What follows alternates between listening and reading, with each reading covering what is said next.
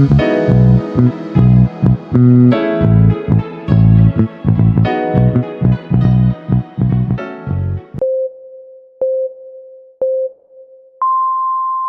to our podcast today. I'm your host, Travis Garland, the CEO of Kickstand AI, where we solve practical problems that amplify the impact of healthcare and wellness organizations through automations and AI technology. With me today is Alex Schechter from Ezra Home Care, a trusted name in senior care across Greater Boston for nearly 2 decades.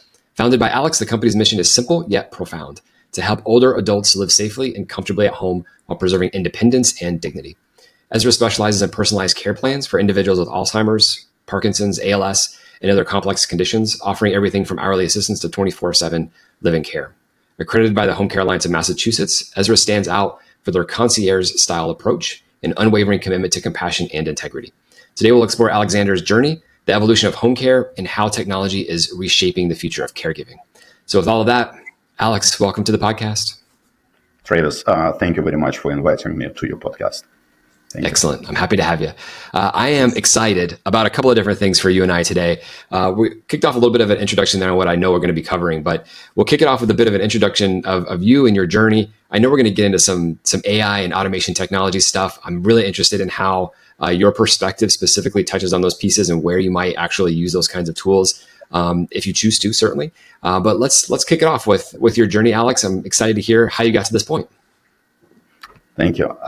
So briefly about my career, I studied dentistry in Russia, and then when I migrated to Israel, I continued my studies, and then I ended up moving to the United States in 1993. And one of my first jobs was I worked as a director of business development I started as a translator, but shortly after I offered basically to run special programs that were designed for ethnic communities, because my background was I spoke Russian and I spoke Hebrew, and I offered to target those communities. And at the time, I worked for a certified home healthcare company, basically a company that builds insurance, Medicaid, Medicare, and so on. Okay. And that was a big success. I would say we started with Haitian community, and then we started targeting Russian community, and that required, to hire staff that speaks patient's language. So, and while doing so, I kind of realized that there was an opportunity in the private pay sector, because insurances pay for certain services, but they're limited by hours and, times of the day, etc. Mm-hmm. And when I offered it to my boss and then mentor, I have to say, Marty Roper, there were so many things that were happening. So now I totally understand why he kind of decided and stick to the certified things. But then I started another company, which was in cosmeceuticals. When I left, basically, I had a couple of partners. I sold the company to my former partner. And then I was thinking, what do I do next? And it kind of came very organic to me. I mean, I had an idea which wasn't tried out yet. I had some experience, starting, a new company. So it was very exciting, challenging, and it was very meaningful to me, because this is a type of business where, you are really making a difference in people's life. I mean, we are not healing the whole world, but we do make a difference in a particular person's life. And little by little, when I started, I was doing pretty much everything. And if a caregiver wouldn't show up, I would go and work myself, which afforded a huge benefit, because I really looked at and had personal experience doing absolutely every piece of the business. So that gave me a foundation that previously I was simply not exposed to. That feels like a very unique element of your leadership here, Alex, that I don't know that I've spoken to a lot of individuals that have not only done frontline work, but also full administrative C-suite strategy, budgeting, like all of the stuff to run the business. You hear it in a lot of small business organizations, but in home care, usually you get folks who, maybe come from large institutions and start join a small organization, and they bring a different perspective. So, as you sort of continue, because I know I cut you off there, as you continue and talk a little bit more about Ezra, that your perspective on that grassroots, like old school kind of feels like you've been there, done that. And it sounds like that's a thread that goes throughout Ezra as well, is that sense of sort of being grounded in the patient's focus. Yeah, I think this is very important, especially in the medical field, because, many people say we are client-centered or patient-centered, but what does it actually mean? Because there is like a crossroad between running a business, which needs to be profitable because we need to pay our bills, and really fiduciary, if you'd like, because we need to really concentrate on patient needs. My philosophy is very, very simple. There is no conflict in running a successful business and providing the best possible, care to clients and being patient focused, and we call our patients clients actually, because the better care we can provide, the better business will be. It's hand in hand, and the success of a business, it's really a derivative of us doing the right thing for our patients, for our clients. Okay. Yeah. Give me a little bit of a sense of Ezra, because I mentioned the concierge nature of this. We've talked a little bit about the grassroots piece of it, but I'm also aware you've sort of been a part of other ventures in the past. Do you see Ezra kind of as a footprint in your specific area, and that being your space? You enjoy it, you love it, that's where you're at. Do you feel like you're wanting to grow a bit more and expand beyond that, or how do you see your ability to stay, I'll say, sort of patient focused, if I can just use that phrase from the last comments there? How do you stay within that space, within your own business structure, as you're considering what the future is at this point for Ezra? No, the concentration on our clients, it's basically the foundation, and this foundation drives pretty much every single decision, which could be related to the back office or to the care or to the training we provide to caregivers, etc., and people we hire and so on. It kind of became a culture, I think, of the company, when we think, okay, are we doing the best we can? What's lacking? And it's constantly a process that improves, because, I don't want to claim we have like a perfect process. And every single day there is something that I would love to not have, right? But the goal is to what can we do better? And this foundation, in my opinion, because it's important to put yourself kind of in the shoes of clients. And I'm a consumer myself, right? I'm a client of many, many companies myself.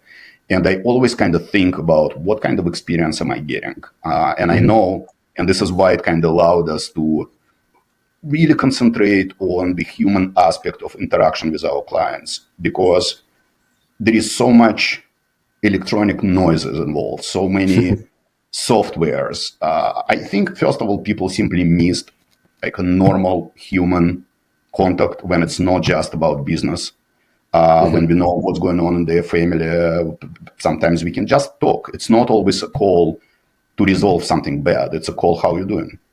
And I think this human aspect is very important for our clients, because this is how I want to be treated. So we really try to apply very simple processes. And I always say, we are not in the healthcare business. We are in communication business. It's all about communication. Yeah. That's a phrase I've not heard before, that we're not in the healthcare business, we're in the communication business. And I'll sort of step back to a conversation I was having a few weeks back with another organization, residential facility, and their point on it was maybe somewhat similar. They spent a good deal of time developing communications back to those that are not in their facility, the family members, the loved ones, those that were accountable for the health and the care of others that are within the sort of the satellite space of the individual that was within care. So when you think about the communication business, the individuals that are at home, they're probably surrounded by their loved ones. But if they're not, and if there are loved ones outside of that home, of course, do you guys spend a good deal of time talking about the communication business outside of that particular person that's at home? Or is that something that's kind of on the peripheral and stays outside, and you really focus on the individual that you're serving in the home itself? It's actually both, because I would say 99% of all cases that we service, or we always get contacted by a family member, predominantly, I would say. So our goal is to really have these two channels kind of separate, because people have different, conditions, various,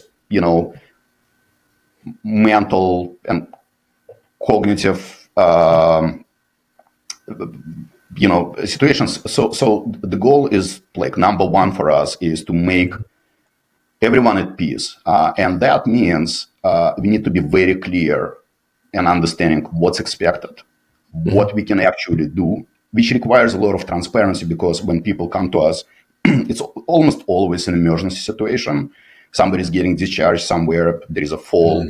And very often people don't even know which questions to ask, and they're at the mercy of a provider, right? So our goal is to, first of all, educate them on what's available, how to approach the situation best. And, we've been in business for almost 20 years, so there is a lot of experience, there is a lot of know-how, and we've been in situations. So we try to educate family members about what needs to be done. And then, depending on the situation of their loved ones, we treat our communication with them separately, because they have their own wishes, and they might share certain things that they don't want to share with their children, because our goal as a company to let children be children, not caregivers, and be respectful to our clients, to their independence, to their privacy. So all this combined, and it's even more than just the client and the environment, because very often there is a care professional involved, so that's. Yeah. What I think I'm hearing you say, and I'm going to go back to the comment that you made about letting kids be kids and not caregivers. Obviously, a lot of folks are, I think, would love to have that be a prominent space for all care for their older individuals, their older loved ones, or parents, maybe. And it does feel like, as Ezra's progressed over the past nearly 2 decades now, the idea of keeping those things separate and the communication lines being separate, I think, the technology associated with how do we make sure that folks want to receive a text message, as an example. There's federal rules around whether or not you can agree to text messages or not. But then there's really personal kinds of communication, like, do I reach out to a loved one when this happens within the home? And who do I need to go and tell them about specific situations? And what's the limits between those two pieces? When you think about the communication lines, how to keep certain things separate and keep the privacy where it should be, it sounds like it could get really complicated. Like you're sort of running off of the notes in the files, or you're running off of the memory of the staff individuals that are serving them. But how do you guys adopt new technologies, or maybe not, because you have a really reliable system right now? How do you guys manage that communication among the family or the loved ones for that particular individual that's in your care? That's a great question. The simple answer is we use, HIPAA compliant software that allows us to communicate with the family member, with the caregivers, etc. Right? In reality, it's a much, much bigger issue, I think, that affects absolutely any home care company out there, because caregivers use their cell phones, they use text messages. So there are myriads of challenges and issues that we try to do our best on protecting not just the clients but caregivers as well, because they all fall under the HIPAA regulations as well, right? And for certified agencies, the ones that bill insurance, etc., this problem is even grander because there are medical records involved in their care. So it's a big challenge. But with respect to the technology in general, every day we see new products, new solutions that are coming to the market. Personally, I'm very careful about this because, many people whom I personally know, and I was just kind of wondering, and I would ask, do you use ChatGPT? And the answer is yes. Is this HIPAA compliant? What information you can share with it that might become public, etc. And many people have no idea about this, right? So with other solutions, it's even more vague to a degree. You see, so it's a big challenge, and this is why I'm extremely careful in terms of what software we use, and when we look for the providers, I look for their, I want to see them been in business for a while, because I don't want to start something and they're going to be out of business, 5 months later. Yep. Clearly, I mean, it's going to happen with all the AI startups that are targeting healthcare company in general. So my personal preference, a phone call. Yeah, I like it. Phone call. It's short and sweet. Like, just get on the phone, like hit the Get on digits, the have a phone. conversation with somebody. Yeah. Exactly. Have a conversation, record it now software, so we know, update the care plan if needed, and act on it. I mean, that's my personal preference to pretty much anything. Yeah. Yep. That's fair. And Very old style. it's definitely old school. It is it's a little bit of a breath of fresh air, if you will, because your comments around all of these organizations standing up some sort of brand new AI technology, brand new companies standing up themselves on the pedestal of AI, organizations that are not well capitalized or don't have skill sets in these particular areas, just kind of professing to be able to do certain things. It leaves a lot of vulnerabilities in the system, and certainly one of them is how are things kept private. You mentioned GPT. Certainly, any GPT model that's out there, regardless of which one you want to use, or a large language model, whichever one that is, they don't necessarily follow the same kind of strict, especially healthcare kinds of standards, whether it be HIPAA or some sort of SOC 2 compliance. All that stuff is something to be considered. And as you're talking about it, what I'm hearing you say is almost the answer to my next question, which is, where do you really feel the burden of technology, automations, AI tools, whatever that might be?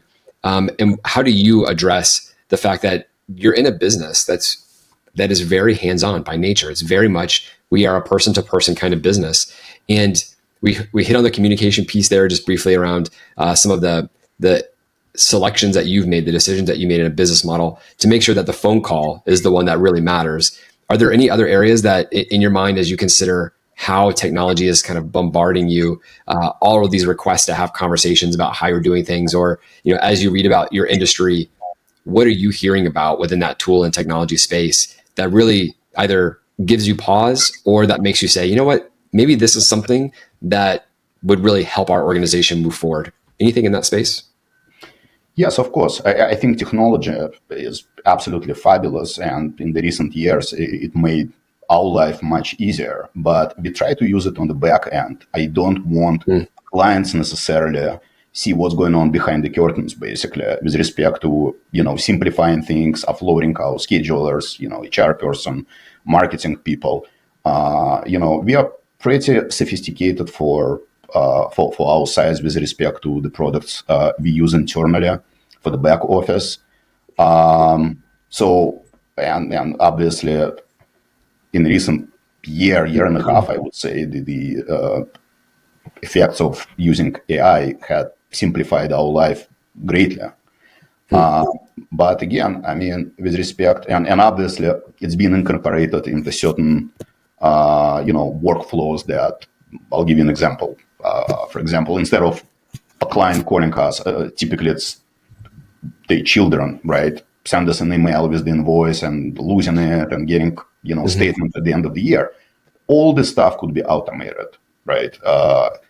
Care plan information, it's all disseminated electronically, obviously, to our caregivers, etc., to the families. So it's in general, technology is a great help. But there are two pieces to the care we provide in general. There is one, hands-on. Somebody needs assistance with personal care. We physically need to assist people, right? But there is another big aspect, which probably is bigger than the hands-on aspect, is human interaction. Our caregiver, I mean, it's a known fact that many seniors, especially who live by themselves, depression, loneliness, those are like huge factors that affect pretty much every facet of their life.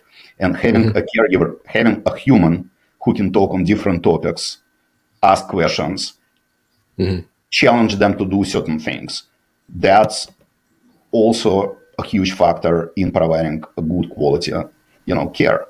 Yeah. Yep.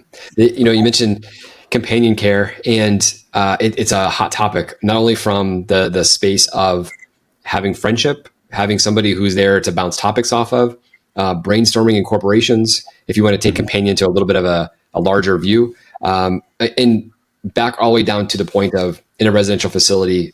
I love your point about those that are geriatric patients in inpatient residential facilities as an example.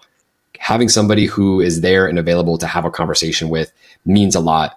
The idea that there may be individuals that are, humans that are there who are able to be those companions, that makes sense, right? What are your thoughts on the idea that as even open AI and GPT models have companions, if you will, just generated avatars that'll just talk back to you on a regular basis? How do you feel about how that could impact the patients that you guys have at home? Is that something that you would entertain at some point in the future? Where do you go with the idea of companions? Certainly with the same space of, Parkinson's or an Alzheimer's patient. How does that fit into your guys' model? Travis, it's an absolutely great question because I was thinking a lot about it. And there are kind of different point of views. Myself, when I use ChatGPT, I can use it vocally, right? I don't need to write. And right now, the level of interaction of such a high quality, it's a normal conversation. So for people, I think with a certain level of cognitive issues, that could be absolutely fabulous because they can interact and the software can and will be more and more intuitive and helpful and maybe alarm when certain things are said, etc. A care provider. So it's not only going to become like a chatterbox, it also can diagnose and kind of note earlier that something is wrong. For people who are having, let's say, mobility issues, but who are cognitively sharp, that could be more of an issue because, if you want to speak to a real person, it's only an AI, right? And I think it's going to differ from person to person. I don't think there is like one answer to this. But clearly, in my personal opinion, that AI and then speech models, etc., is going to be more and more prolific in the interaction in general. It's just a matter of time. It's unavoidable. And I was testing one product, and they were basically offering an inbound marketing product, right? And I was talking to, as I was later said, it was an AI. I would never guess because, I've probed it big time, and it kind of, I would, if somebody would tell me it's a human, I'd be okay with it. When I was told it's an AI, I was absolutely blown away. And the capabilities are still growing. We are not at the end. They're getting pretty amazing. They are. Yeah, there's two parts that resonate with me. One of them is, does the vocalization and the text to speech resonate as well in the speech to video? So can you have somebody that, as you and I are sitting here talking on video, appear just like you and I as we're talking? And that technology is becoming increasingly powerful as well, to the extent that there are opportunities that some I'll say talking avatars, if you will, that look just like humans, that are mirrored off of me, that I could sit here and have a conversation with the right kinds of technology, large language models and other kinds of things behind me to answer questions. And what it strikes, the first thing is, yes, it's a powerful piece. The second piece is when you were talking about some of the content around the HIPAA compliance and just picking up the phone, having an avatar be the companion stirs up this question, which is, when you have somebody who has a diagnosis whereby the loved ones might need to be closer to care, and you're referencing things like, there's a communication plan in place and there's some things that should be private and not. I've been posed the question, where's the line between the availability and the ability for that avatar that has to have contextual memory, that has to be able to have a conversation over time with somebody, thus they're recording and they're learning and they're doing those sorts of things. How does that content then get used either in treatment plans directly to influence or to impact how physicians are making decisions? What about loved ones? Do they get recording versions? Do they get summaries of it? Do they get updated on the kinds of things that they're talking about? And so you do end up in these interesting conversations that on a very maybe theoretical thing that might not be soon. If I'm just having a conversation at night to soothe myself to sleep because I'm lonely and I'm just talking, and I'm talking to my companion, my digital companion, Mhm. does that content make its way to health records and to my loved ones and to my physicians when the intention of the speaker is not that intention? It's not for me Mhm. to provide details and content. I'm Mhm. just having a behind the wall, behind the curtain kind of conversation with myself, if you will. Yep. But where it seems like an interesting struggle, maybe more philosophical than anything else. But where do you, if that type of companionship came in, and knowing your philosophy with Ezra, that there's a separation there that's clear, that there's an old school feel, where would you guys put that line of what to share, what not to share, and would you even go down that road for companionship?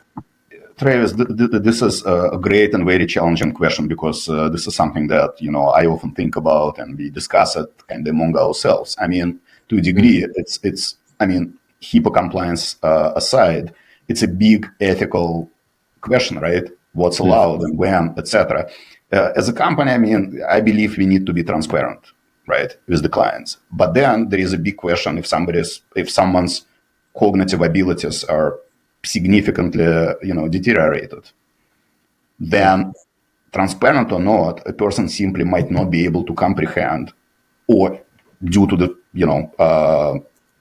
falls in memory, might not even remember, right?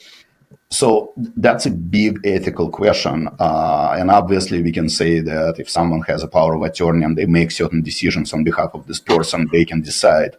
But it's like one question leads to another 10. It does. Right. But at the end, I think, without, a lot of philosophy, number one, does it do good? Right. Does it bring value? Does it bring something that this person didn't have before? And if the answer is yes, then you start looking, at HIPAA issues and how you can be transparent with a patient who doesn't have cognitive abilities to make the right judgment. So it kind of becomes secondary to a degree, in my personal opinion. But everything needs to be is that good for the client, and that drives everything else, I think. Yeah. Yeah, I like it. So we're kind of getting to the tail end here, and that might be an interesting sort of landing place for us, because what I feel you really saying is there's a cornerstone philosophy that we hold, and that is it has to be a genuine interaction, and it has to be intentfully for good. And if that's the case, whether it be a genuine interaction face to face with the companions that you do have within your organization, real human to human conversations, or over the phone, where it's kind of an old school approach of here's what we do and here's how we manage things, or it's a decision to say, yes, technology is wonderful, put in the right place, perfect.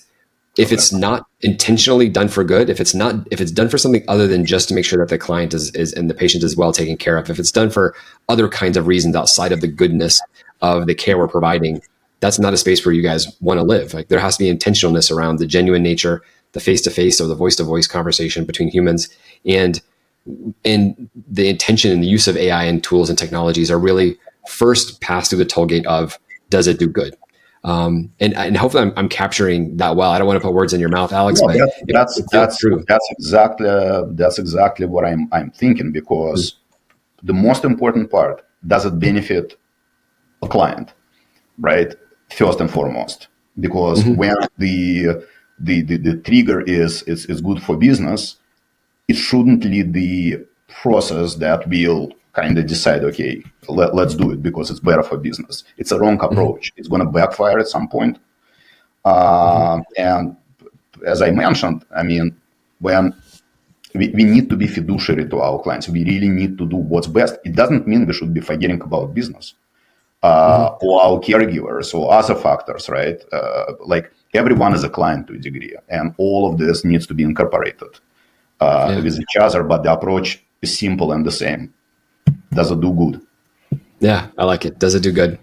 Let me offer you the last few minutes here, Alex, because you've given us a lot to think about. And maybe before I hand over the microphone, if you will, what I've heard from others is, Travis, we want to really take advantage of every single piece of technology possible, whether that be taking even our entire organization out of a specific loop with a final person at the very end to make sure we're okay, or getting to the point where we can automate every single flow that's in there. And Kickstand AI has been able to help out in some of those instances where there has been pure automation stuff on the backside. Let's just do this stuff.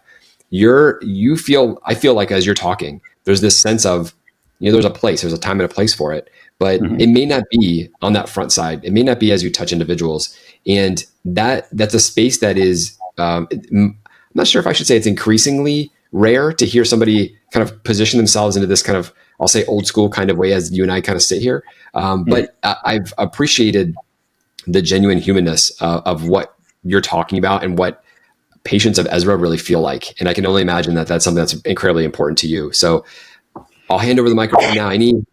Any final thoughts, any summaries, any pitches? What's on your mind, sir? On my mind, I'm if we are talking about the technology, etc. I would love to automate absolutely every mundane task where people just have to do it because they have to do it without thinking, etc. Mm-hmm. And I think 60 or 70% of everyone's job involves those tasks. Mm-hmm. That absolutely should be given to automation. So on the back office, and I kind of try to do it, the more we can automate certain, I'll call them boring tasks. Absolutely. That should be done because, again, it's kind of in line with the client center. If you're looking at the schedule coordinator who should make 30 calls and ask, are you available for tomorrow? That absolutely could be outsourced to AI, etc. It's going to be not only financial savings, it's going to be huge relief to a person who does it. And it's going to benefit the company in another way because now you're talking about retention. You're talking about he or his ability to concentrate on things that they enjoy and like. Or faxing insurance information. So yeah. Yeah, I feel like that 60 to 70% number you put on it. I don't know around what the volume is. There might be 80%, 90%. I like it. Maybe 90. I was trying to be conservative. That's true. Well, I'll tell you what, Alex. Thank you so much for being on our podcast. I certainly hope that Ezra Home Care up in Boston area, you guys are doing fantastic stuff, and it certainly sounds like there's a genuine touch point there. That if you're listening to this and you hear the words that are coming out of Alex's mouth and it resonates well with you, I certainly hope you take him up on the offer because I've appreciated your genuineness and being a part of the conversation today, Alex. And I know that you're taking patients to heart and you're looking out for them and their loved ones as well. So thank you for being on. Travis, thank you so much. Thank you.